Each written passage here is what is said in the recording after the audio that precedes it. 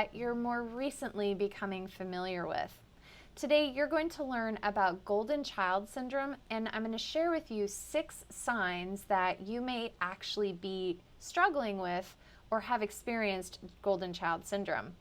So, when it comes to developing and attachment and the way that we feel in our own skin, so much of that is impacted by our caretakers.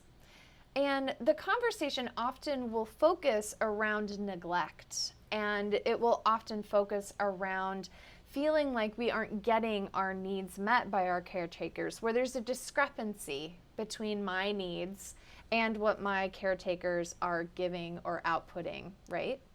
But golden child syndrome is a little bit different, and it's under-recognized, and it is a problem for a lot of individuals.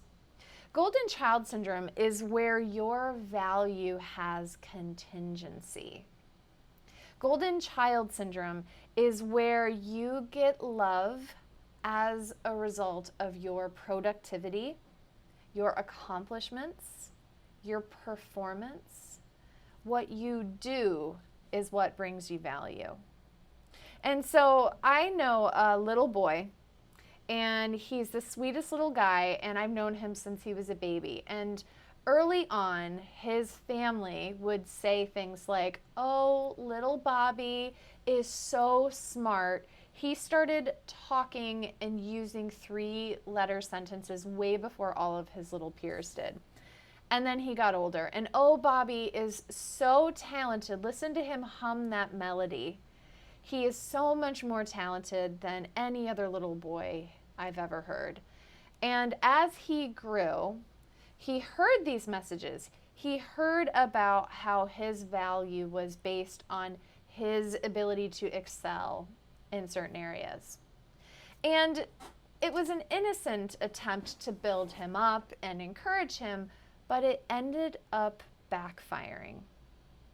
And so what ended up happening to this little boy is that he became incredibly perfectionistic.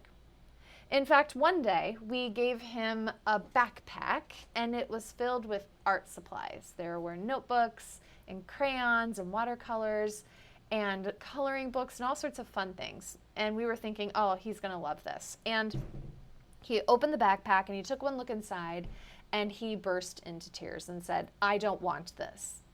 And we're like, "Why? You love art. You love being creative."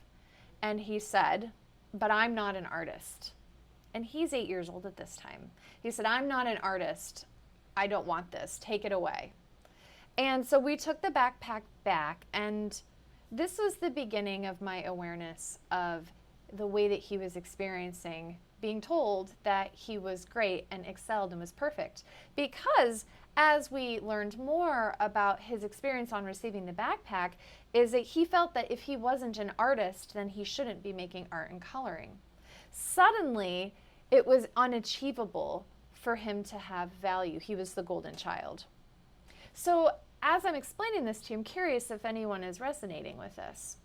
Where your caretakers did give you attention. You weren't necessarily neglected, but there were contingencies. There were strings attached, right? So there are 6 key signs that you are dealing with golden child syndrome. And I have them in writing here so we don't miss a single one. And we're going to go through them together, and then I'll make sure to include them in the comments. And so if you're wondering if your symptoms could be coming from golden child syndrome, we'll have those answers for you here by the end of this conversation. But I want to talk with you first about the effects of golden child syndrome. So it may look good on the outside, where you see people who they're striving to achieve. They're trying to perform. They're the people that want to get straight A's. They're the people that want to be in the top of their class. Whether or not they actually achieve that, that is their driving factor, right? It's about what drives them. We talk about this a lot with the Enneagram. Are you familiar with the Enneagram? I think about Enneagram type 3. The type 3 is the achiever. And you who know me know that I am an Enneagram type 3. And the achiever is motivated by achievements, right? My value comes from what I achieve. And this is because the reinforcement and love and care that I got growing up was very much based on what I did, what I achieved, as opposed to my failures, my weaknesses, my vulnerabilities, my heart, right? And so when we think about that, when we think about the signs of being a golden child, it can be this need, this hedonic treadmill to produce. It's like Sisyphus. And the story of Sisyphus is that this being was relegated to a life of pushing a rock up a never-ending mountain. Or you push the rock up the mountain, then it rolls back down. You have to push it up again, whichever you resonate more in this mythological story, right? And so you're working and working and you're pushing this boulder up the mountain, but there's no top, or the top just gets higher and higher, or you just roll back down. And so it feels like you never arrive. It's never enough. Do you ever feel that way? Where you feel like, I'm a failure, I'm an imposter, I'm inadequate, I'm not even going to try unless it's going to be perfect, it's not worth it, I'm not valuable unless I am better than I am, or maybe even the best? Has anyone ever accused you of being a perfectionist, being competitive? Do you deal with self-esteem that is based on what you're able to do, your skill set, your talents, what you've learned, the number of letters after your name, the amount of dollars in your bank account, the amount of friends in your social media, the hearts and likes and shares that your posts get, the number of text messages that are unread in your inbox? Do you feel that you are valued based on these external factors and what you do? These are signs that you may be struggling with golden child syndrome. So what are the 6 signs, right? So those are the symptoms, those are the experiences that you may have, but let's just break it down into 6 signs. And so listen to this as I read them to you, and then just kind of make a mental checklist. And then at the end, I'm going to share with you, well, what do we golden children do? What's the answer? What do we do about this? So number 1 is you feel like you are worthless unless you are achieving something. Is your value just as much if you try and you are not successful versus if you try and you are successful? Is there a difference in your value or your sense of value or how people perceive you, right? That's number 1. Number 2, growing up, love and acceptance from your caretakers was contingent upon your accomplishments and skills. Your accomplishments and skills were what gave you love and acceptance. That's number 2. Okay, number 3 is you feel like an imposter. We've talked a lot about imposter syndrome here. I feel like I'm a fraud and people are going to figure it out. So you try to hide it, you try to overachieve, you try to overaccomplish so that people don't figure out that you're actually not as worthy as they are saying that you are based on your achievements, right? So that's number 3. Number 4, as a child, you felt like it was your responsibility to hold the weight of your caretaker's world on your shoulders. Let's try saying that again. You felt it was your job to manage, to hold, to be responsible for, to be taking care of the feelings of your caretakers. It was your job to make them happy. It was your job to be successful so that they could celebrate their joy in your success instead of your own deep self. And so by saying yes to, I'm going to do this, I'm going to become an attorney because that's what would make my father proud, and really what you want to be is a bowling athlete, are you saying yes to them and no to yourself? Are you compromising yourself? Is your golden child syndrome creating the Sisyphus need to push that ball up the hill when really you want to go into the meadow? Are you denying yourself, right? You feel suffocated. This is number 5. You feel suffocated by the pressure and expectations on your shoulders. I'm reading the book by Matthew McConaughey, and I was thinking about his story about being in Australia and how he made a commitment to go to Australia. It was man's handshake, and he made a commitment to go to Australia, and he was doing it to honor his father's name. But while he was there, he lost a bunch of weight. He was miserable. He was developing kind of some obsessive manic type symptoms. He was very isolated.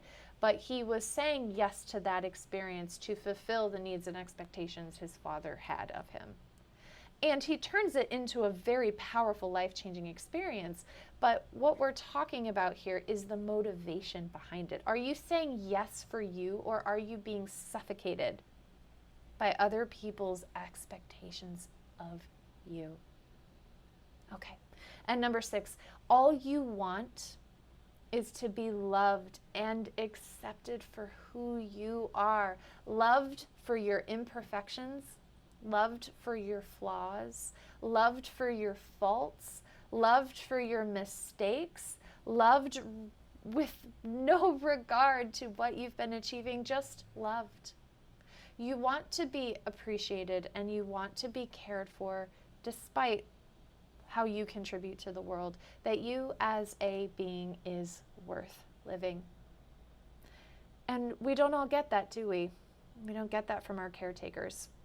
Oftentimes we grow up and we may be the golden child. We may on the outside look like, oh, little Billy, little Susie, you are the smartest little girl in the world, and you are the most amazing tree climber we have ever seen, and oh, you have perfect pitch. You may be getting all of that reinforcement, and it may be leaving you feeling empty.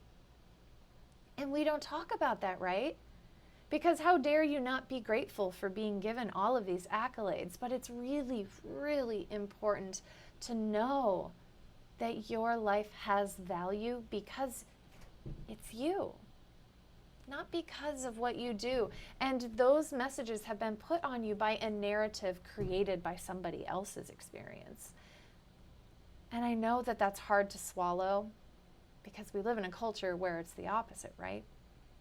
But that is the antidote to the suffering of the golden child syndrome, is realizing that you can be loved, that you are valuable, that you can make mistakes, and you can be cared for in your failures and in your imperfections, and that freedom is in knowing who you are outside of what you do, that you are valuable because of who you are, because of your heart, right?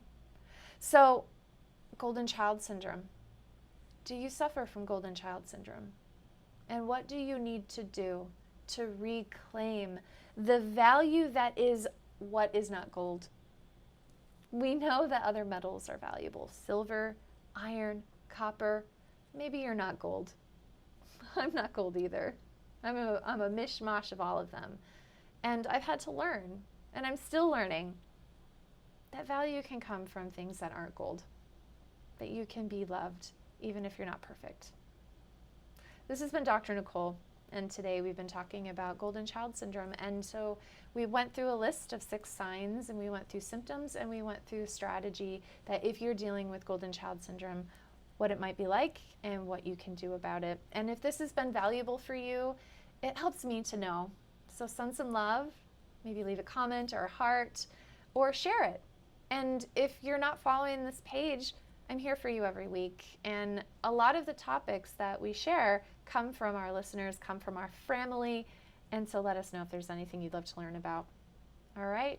If you want to learn more, check out the link in the bio. We have all sorts of good stuff. Freebies, lots of love. All right. See you guys later. Thanks for being on the live.